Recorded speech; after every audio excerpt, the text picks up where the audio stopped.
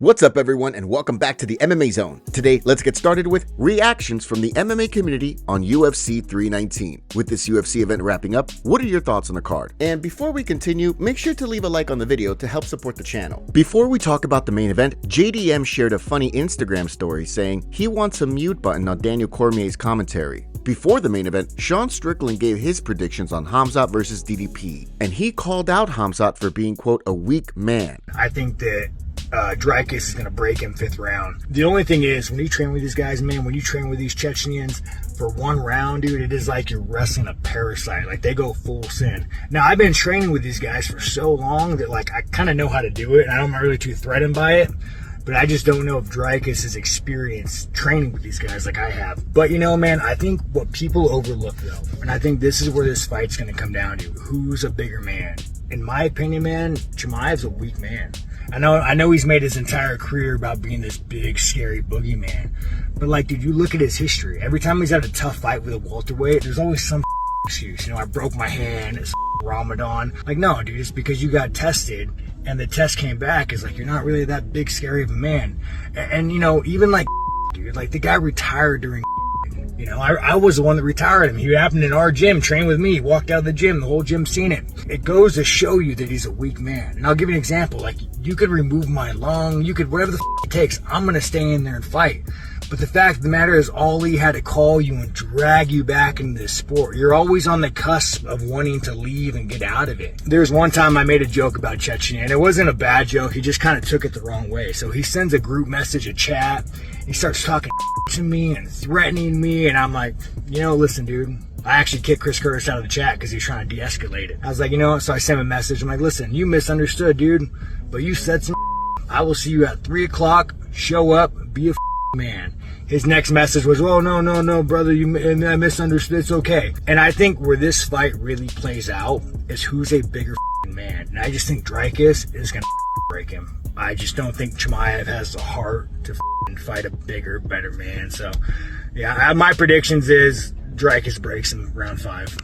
Well, with UFC 319 now officially over, it looks like Sean Strickland was wrong about his prediction on the main event. And I guess Khamzat is the bigger man now too. Anyways, the main event was one of the most one-sided fights we have ever seen. Within the first 5 seconds of the fight, Khamzat went straight for the takedown. Most of round 1 was on the ground, but it was a very strong round from Khamzat. Round 2, the same thing. Even round 3 was complete domination from Khamzat. Khamzat kept getting DDP in a crucifix multiple times, with DDP literally having no answers. Round 4, same thing. In round 5, DDP almost had a submission with 25 seconds left, but nothing came of it. Khamzat ended up winning the fight, and this is what the MMA community had to say. Conor McGregor said, Chechnya's first UFC champion. Congrats. Sean Strickland said, I'm probably the only one in the UFC that can out-grapple that little for 5 rounds. Well, looks like I gotta stack some W's to fight that little LMAO. Bilal Muhammad said, told you it would be easy. He also said, shout out to Dricus. You showed a lot of heart. You never gave up. Just kidding. You sucked. That was 5-10-8s. Henry Cejudo said, Dricus showed heart, but Khamzat Chimaev is on another level right now.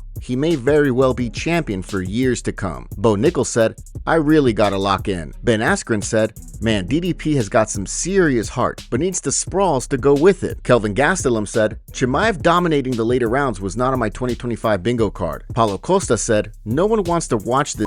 LOL, people booing in the arena in that bar. Muhammad Mukayev said, Chimaev took him to deep waters, just a different level. Chael Sonnen said, do you realize it's over 400 punches landed versus 1? Dominic Cruz said, Chimaev beat DDP with the same pace, style, and pressure as always. Terrence McKinney said, has there ever been such a one-sided championship fight before? He also said, DDP didn't lose, he just needed 3 more rounds. He also said, Khamzat is an all-time great regardless of how you feel he did it. He made it look easy doing it his way. Derek Brunson said, well damn, how good is Usman? Derek Brunson also said, old school UFC Joe Silva would have cut Chimaev after this fight. Joe hated wrestling. Adam Martin said, this is legitimately one of the most lopsided UFC title fights of all time. Maybe the most lopsided ever. Submission Radio tweeted, absolute domination by Khamzat Chimaev, perhaps the greatest wrestling domination in a championship fight. Also, hats off to Dricus du Plessis who tried till the very last minute. Khamzat's grappling is just unstoppable. Marcel Dorf said, just one word, domination. Benny P said,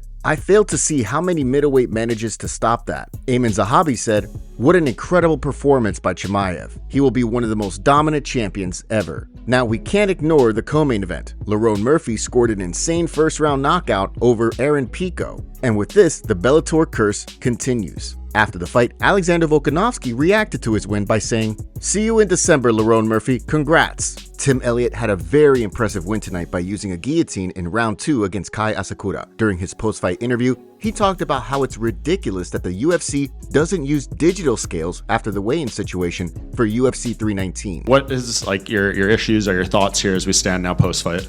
I just hate the balance scale. All week we're weighing on digital scales. All week we can know what we weigh. Everybody sees, and then we weigh in before we go get on the digital scale or on the balance scales. And if you make weight, you get to go sit and wait to make the actual weight. But if you don't make weight, you go and run or whatever, and then they bring out the curtain. I've never had to have the curtain brought out, but there's been several times where I'm fighting guys and they're over, I know they're over, and then they go back and take their underwear off and now they lost a half pound magically. I'm not saying that balance scales or digital scales are more accurate, but at least that should be plastered on the screen for the whole world to see. So I know I made weight, so everybody knows he made weight. It's just silly. All week we weigh on digital scales, and then the last day, the most important day, we're weighing on a scale from the 1930s. It doesn't make any sense. Bryan Battle apologized to Nursulton Ruziboev for missing weight. During Friday's UFC 319 weigh-ins, Bryan Battle came in 4 pounds over their middleweight limit. After the weigh-in result, Nursulton Ruziboev called out Bryan for missing weight, writing the following on his Instagram story. "Instead of talking too much, you need to make the weight first. This is a professional sport, Blondie." Not only did Bryan Battle miss weight on Friday, but earlier in the fight week, he was talking crap about Ruziboev, saying that the reason the UFC didn't make their fight on the main card was because of him. So you can see why Nursulton was annoyed. Saturday night, I don't want to speak for you, but I'm disrespected for you. I think you should be higher up on the card. Man, listen, man. I save all my venom for the fighters. This is all Nursulton's fault. I'm a big enough. Yes, I should be on the main card. Nursulton's dragging me down to the prelims. So this isn't the UFC's fault. It's Nursulton's fault, and he's gonna have to pay for it. Well, Full Send MMA posted the following clip of the two running into each other at a restaurant. Bryan apologized for missing weight, and the two mutually agreed to run it back at UFC 321 in Abu Dhabi. And hopefully, if 85, I thought it would be easy peasy. That's why I thought it would be a lot easier. I got a little bit sick towards the end of the week. You know what I'm saying? So I'm very sorry. I'm very, very sorry. And you have a good one. Hopefully we can run it back. You know what I'm saying? No.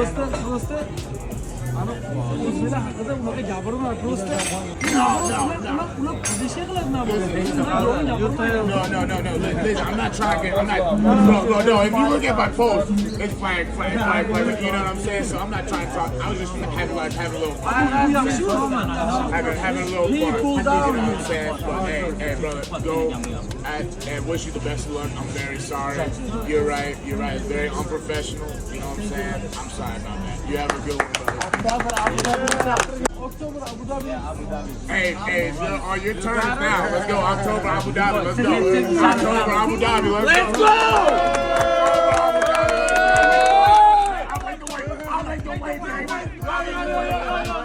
Former UFC fighter Zach Pauga weighed in on the situation, writing, "Hire a nutritionist. The UFC provides a nutritionist and all your food during fight camp if you're on the roster. There's no excuse." Do you want to see the two run it back? Let us know in the comments below. We have a favor to ask. Help us reach 200,000 subscribers on MMA Zone by subscribing and turning on notifications for daily MMA content. Seriously, we rarely miss a day.